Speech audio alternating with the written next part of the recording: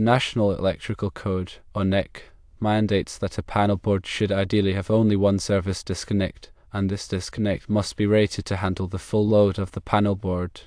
There is an exception, however, that permits the use of two breakers to feed a panel, but this is under specific circumstances. This exception comes into play when one of the breakers is connected to a standby generator while the other is connected to the utility power supply. In such a setup, the NEC has a strict requirement about the use of a mechanical interlock.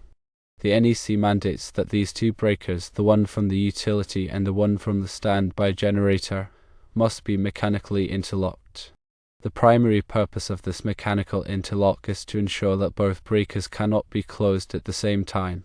In other words, it physically prevents simultaneous operation, thereby averting potential hazards or damage.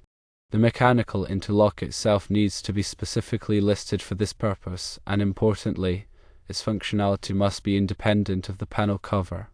This means that the interlock must work effectively regardless of whether the panel cover is in place or not.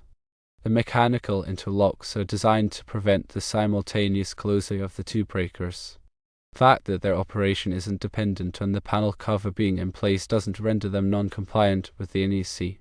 The NEC makes provisions for the use of mechanical interlocks that don't rely on the panel cover for their operation. Within the NEC, specifically in section 705.12, there's an exception to the general rule that a panel should have only one service disconnect. This exception stipulates that the mechanical interlocking device must effectively prevent any possibility of backfeed through the service disconnect. The implication here is that the interlock needs to be reliable and effective irrespective of the position or presence of the panel cover.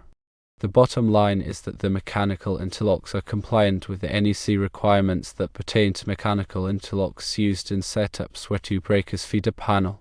This compliance hinges on the interlock's ability to prevent simultaneous operation and its independence from the panel cover.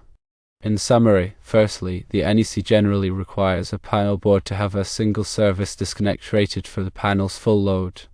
Secondly, an exception allows two breakers feeding a panel, one from a standby generator and one from the utility. Thirdly, the NEC mandates a list of mechanical interlock to prevent simultaneous closure of these two breakers.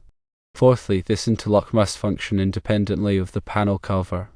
Fifthly, NEC section 705.12 specifies that the interlock should prevent any backfeed, irrespective of the panel cover's position.